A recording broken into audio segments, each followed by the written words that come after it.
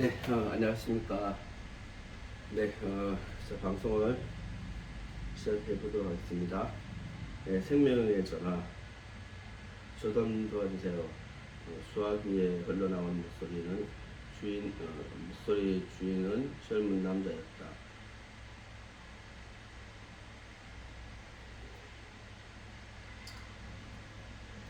그럼에도 칠순 노인처럼 힘이 없었다. 무슨 일이신가요? 안심하고 편하게 말씀해 보세요. 은교는 애써 밝은 목소리로 물었다. 한국으로 돌아가게 해주세요. 네, 여기 홍콩인데 한국으로 돌아가게 해줄 수 없나요? 그는 자신감을 잃고 있는 게 분명했다. 이곳으로 걸려오는 전화치고 사정이 딱하지 않은 경우는 드물지만 이번 전화는 더 쉽지 않을 것 같은 예감이 들었다. 어떤 어려운 일이신데 잡히면 죽거든요. 지금 도망쳐 나왔어요. 중국 놈들한테 잡히면 죽어요.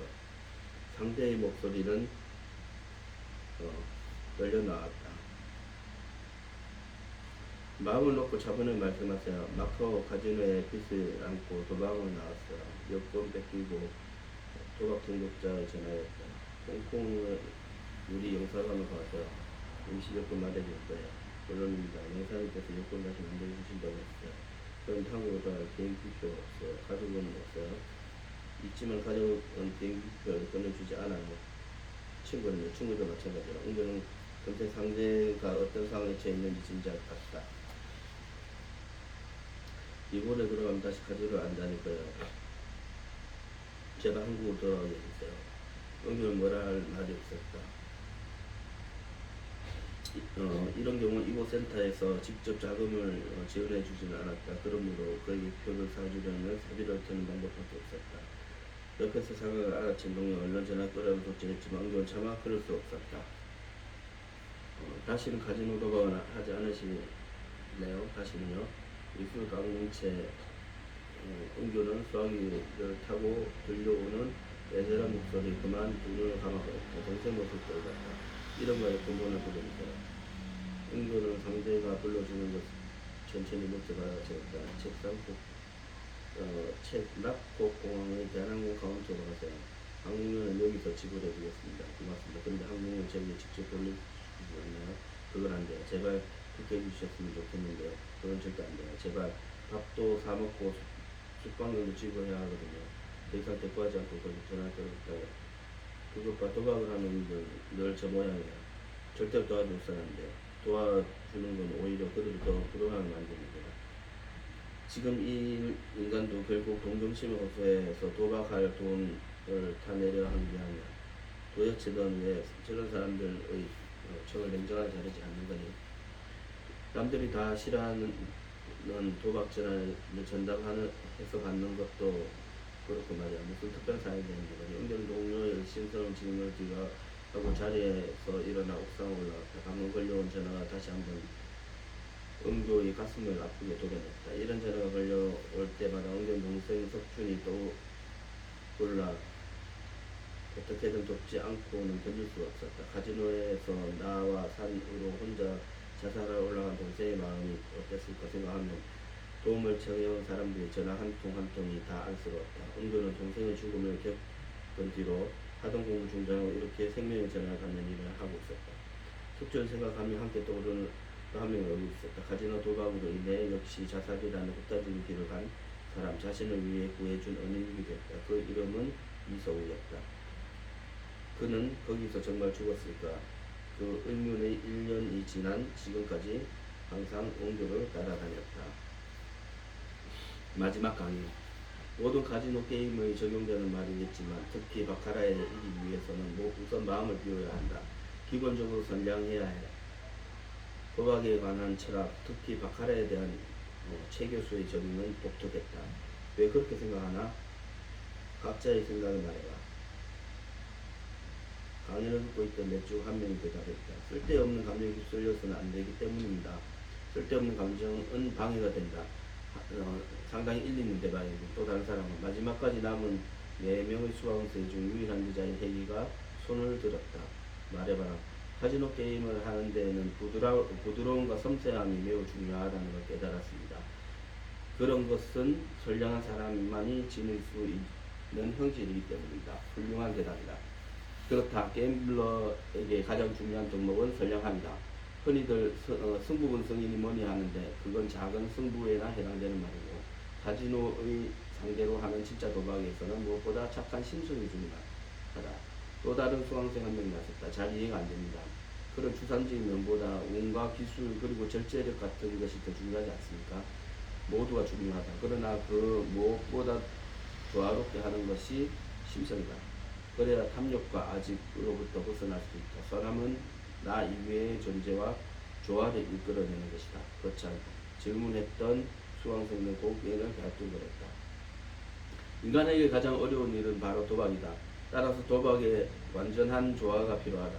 카지노 게임인 도박사처럼 해서는 결코 이길 수가 없다. 도박을 도박처럼 하지 않으면 어떻게 해야 합니까? 카지노 게임을 공부처럼 해야 한다. 뜨거운 미역국을 한 사발 가득 떠서 밥상에 올려놓는 조심스러움과 몇십 번이고 불어서 시켜먹는 신중함이 필요하다. 크게 이기기 위해서는 때가 왔을 때 위험을 감수하고 배팅해야 하는 거 아닙니까? 그에 대해 더 얼마간의 운이 따를 때 크게 이기는 거 아닙니까? 그것은 필패의 길이다. 10번 중 9번 이기더라도 한 번쯤은 모든 것을 이룰 수 있는 게 카지노 게임이다. 카지노 게임은 그를 얼마나 땄다냐가 아니라 어떻게 땄냐가 중요한 것이다. 결과보다는 과정이 중요하단 말이다. 그래서 카지노 게임을 공부하는 것처럼 해야 하는 것이다. 그렇다면 카지노 게임에 있어서 운이라는 재수는 무엇입니까? 최 교수의 대답은 다르했다. 그런 것은 없다. 내 도박에서 제일 중요한 게 운이 아닙니까? 그것은 하수들의 생각이다. 끊임없이 자신을 갈고 닦는 공부라고 여긴다면 거기에 운이 끼어들 틈이 없다. 하지만 도박사는 끊임없이 자신을 돌아보아야 한다. 한 판을 마치고 못 마치고는 우연이다. 그 숱한 우연의 바닥에 헤엄쳐서 자신만의 조화를 통해 필연을 만들어내는 것, 그것이 도박사의 몸이다. 교수님, 그럼 현실적으로 도박사는 어떤 조건을 갖춰야 합니까? 진정한 도박사는 내면의 힘을 길러야 한다. 내면의 힘이란 무엇을 말하는 겁니까? 돈이나 지식, 지위, 소질, 외모, 권력 같은 외면이라 할 수 있다. 도박사에게 이런 것들은 한낱 허상일 뿐이다. 성질, 정직, 진지함, 검소, 선량함, 표 이런 것들이 내면의 힘이다. 이런 것들이 자신의 카지노 인생에 조화시킬 때 진정한 도박사를 할 수 있을 것이다. 그러나 실제 카지노 게임은 돈에 휘둘리는 일이 아닙니까? 그렇다. 늘 흔들리기 때문에 이런 내면의 덕목이 중요한 것이다. 카지노 게임을 하다 보면 어느 날 많이 딸 수도 있다. 어느 달 성적이 좋을 수도 있고 어느 해는 성수를 기록할 수도 있다. 그러나 전체를 두고 볼 때 그것은 작은 부분이다. 카지노 게임을 평생 해야 하는 사람에게는 그런 성적보다 카지노 게임과의 조화, 습관 이런 것이 무엇보다 중요하다. 특히 바카라 도박사는 이런 것을 갖추지 못하면 무서운 비극을 맞을 수밖에 없다. 바카라는 그만큼 무서운 게임이다. 아무리 많이 이긴 경험이 있다 해도 한번 무너지면 순식간에 자신의 모든 것을 잃을 수 있다. 그리고 그때까지 포기하지 못하게 만드는 것이 바카라 게임이다.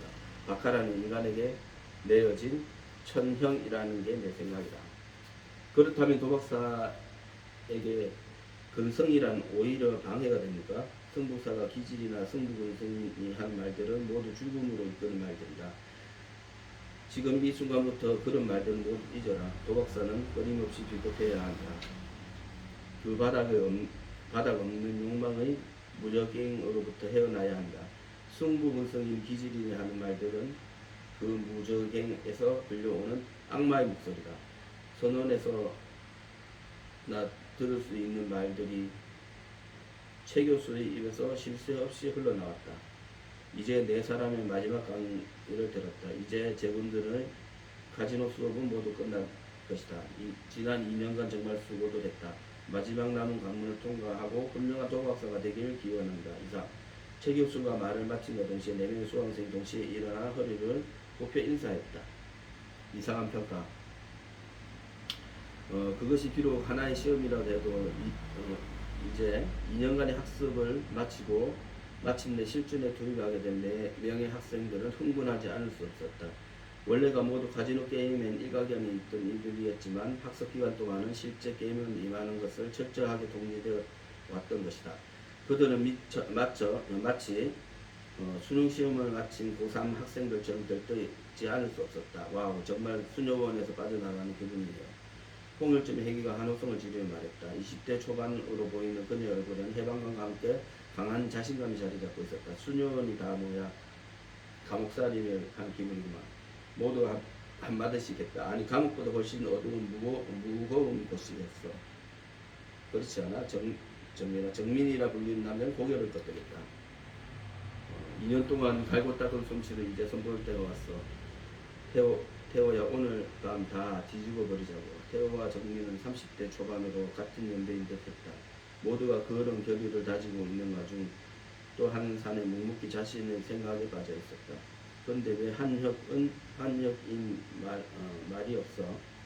혜기가 다정한 목소리로 입을 다물고 있는 청년에게 물었다. 평소에 말수가 적은 한혁이었지만 오늘따라 그의 침묵이 태호와의 심경을 건든 모양이다.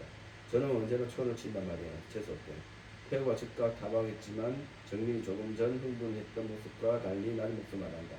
한혁이 신중함이 맞을 거야. 오늘 밤은 정말 중요한 밤이야. 우리가 보내온 2년의 무거품이 되느냐 술거품이 되느냐 바로 오늘 밤 몇 시간 달려있단 말이야. 누가 뭐래도 나는 해낼 거야. 나는 해낸다고. 사나 운동대에서 태우고 다시 한번 결의를 보였다. 그날 밤 네 사람은 정성 카지노 VIP룸에 앞에 모였다. 너희에게 주어진 시간 2시간이다. 각자 지정된 테이블에 앉아라. 나머지는 모두 게임은 자유의 의지다. 개인 자유의 의지다. 지금부터 정확히 2시간 후 게임 룸을 벗어나 5초 현관에 대기 중인 스타크래프트에 올라라. 정확히 2시간 후다. 한 사나이가 이들에게 지침을 내고 술몇시 자리를 떠났다. 그로부터 2시간 후 5층 현관 앞에서 대기 중이던 스타크래프트는 조용히 강원랜드를 벗어나고 있었다. 자동차 안에 운전사 말고 5사람이 타고 있었다. 그들은 바로 2시간 전 VIP룸 입구에서 뿔뿔이 흩어졌던 4사람과 이들을 인솔했던 사나이였다. 자동차가 영월 제천을 거쳐 동서울 톨게이트를 지날 때까지 이들은 아무 말이 없었다. 분위기는 무겁게 가라앉아 있었다. 고생들 했지. 자동차가 강변로에 접을자 비로소 사나이가 입을 열었다. 그러나 조금 과장한 듯한 사나이의 밝은 음성도 자네의 가라앉은 분위기를 바꿔놓지 못했다. 왜들 이러는 거야? 사나이가 물었지만 누구도 먼저 입을 열지 않았다. 모두가 자신의 게임의 결과에 만족하지 못한 듯 했다. 인고 서울로 들어선 자동차는 한남동 한 저택으로 미끄러져 들어갔다. 잠시 후 이들은 이태리째 샹들리에가 휘황 찬란한 대저택의 거실로 안내되었다. 50대의 사내가 그들을 맞았다. 학장님 안녕하십니까? 학장이라 불린 사내는 인사를 하는 한 사람에게 미소를 보냈다. 학장을 중심으로 그들은 소파에 앉아 약간의 감상을 나누었다. 자, 그럼 오늘 치른 게임 결과를 각자 이야기해보도록 하자. 태호부터 할까? 학장의 지목에 태호가 천천히 자리에서 일어났다. 그의 다리가 가늘게 떨렸지만 거기에 주목하는 사람은 아무도 없었다. 시드머니 3천만 원으로 시작해서 5,700까지 올렸었어요. 마지막 3천이 내려갔습니다. 시간 문제였습니다. 10분만 더 있었으며.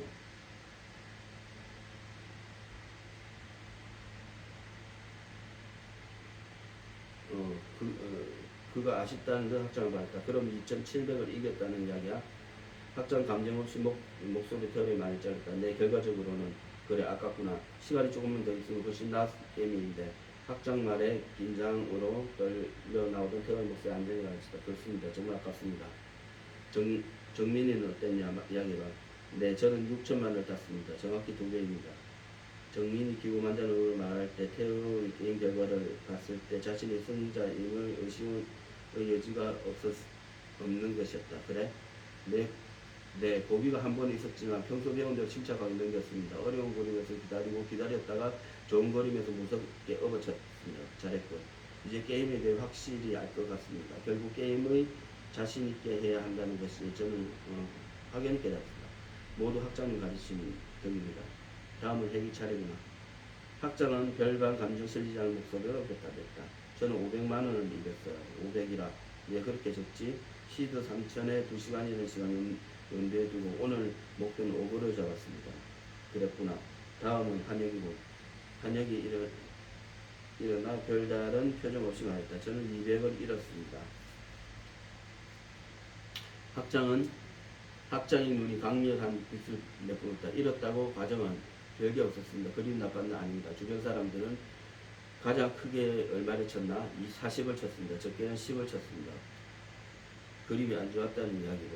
솔직하게 말하면 함께 게임한 사람이 거의 다 잃었기 때문에 이제 마지막 테스트가 끝난 것이다.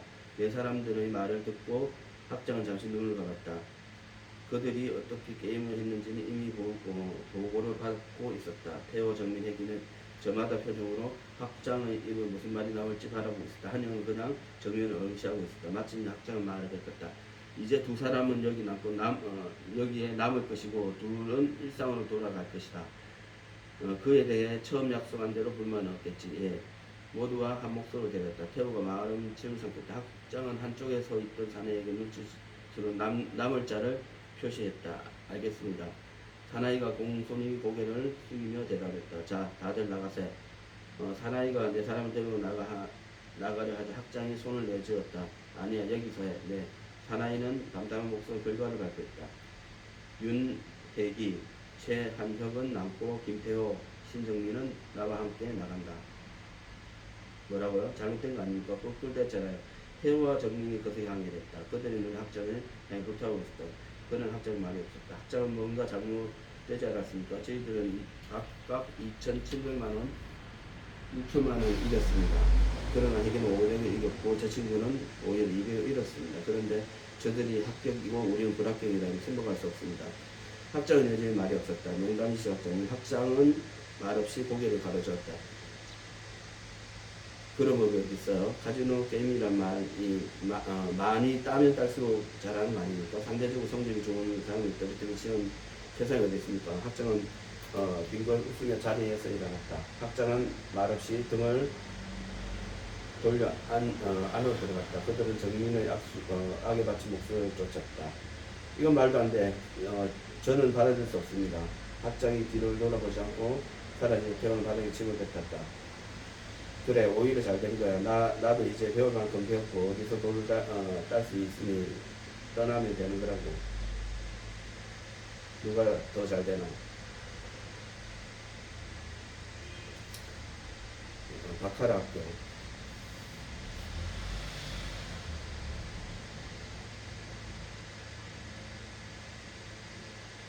다음날 혜기와 한영은 학장을 따라 홍콩행 비행기에 몸을 실었다. 어젯밤 생각해보니까 그동안 제가 제일 부실했던 학생이 아니었나 하는 생각이 들었어요.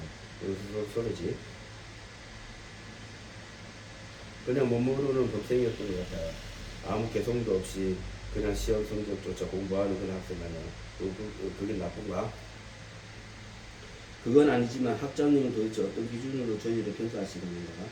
글쎄 사실 많이 몰랐어요. 저는 당연히 제 앞에 두 사람이 낫게 될 줄 알았거든요. 그 친구들은 도박사가 될 자질이 없어. 지금까지 2년간 그렇게 학습을 시켰는데 결코 바카라에 이길 수 없다는 사실을 그들 스스로 증명해 보였으니까 잘 이해가 되지 않는데요. 어제의 게임은 500을 이기는 게임이었어. 그런데 수천을 이겼으니까. 그럼 여기 한영이는요. 따기는커녕 읽기까지 했는데 카지노 게임에서 항상 이길 수는 있는 게 아니야. 한영이는 주어진 상황에서 최선을 다했어. 지는 게 이기는 것보다 어려울 때가 있는 게 더 아프냐. 역시 이해가 쉽지 않군요. 너희들은 앞으로 이기는 게임 얼마든지 할 수 있다. 재능에 더해 그동안 고도의 기술을 연마했으니까. 그러나 그렇기 때문에 보통 사람들은 훨씬 더 위험한 거다.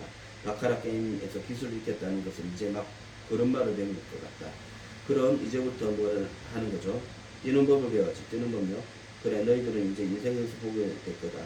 인생에서요? 그래. 비행기는 책 낳고 공항을 이루겠다.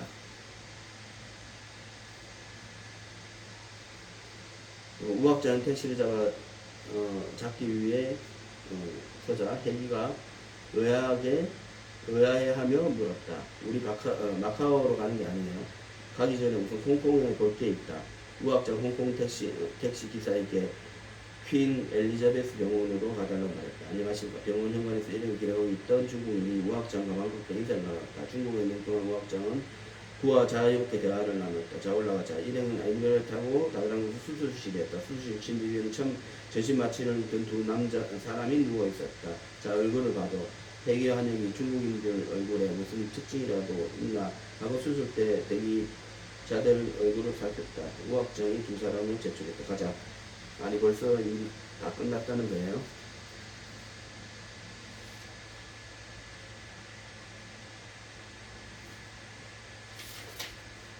그래. 우학정은 안내했다.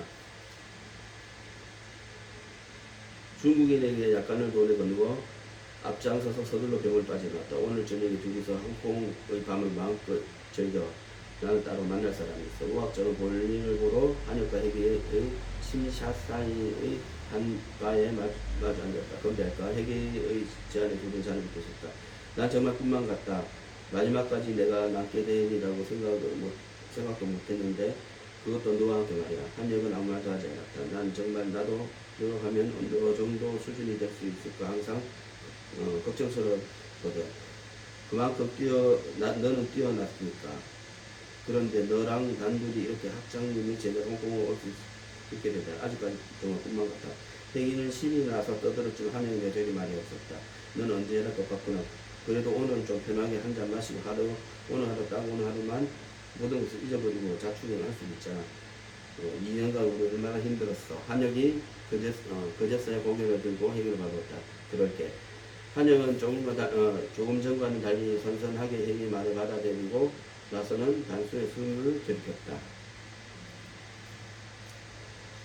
네, 오늘은 여기까지 한번 읽어봤고요. 네, 여기에 수많은 내용들이 담겨 있는데 이 영상을 한번 계속 돌려보시기를 추천드립니다. 네, 다음 시간 또 뵙도록 하겠습니다.